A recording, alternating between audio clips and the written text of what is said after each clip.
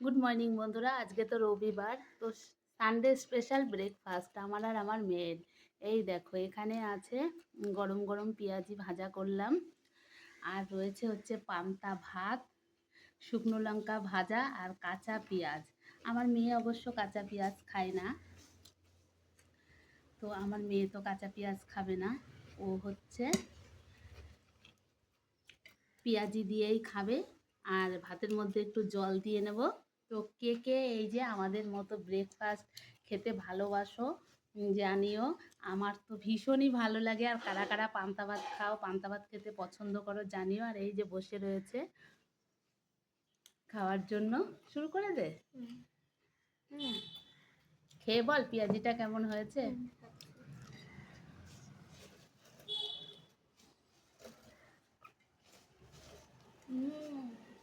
তো চলো খেয়ে নিই।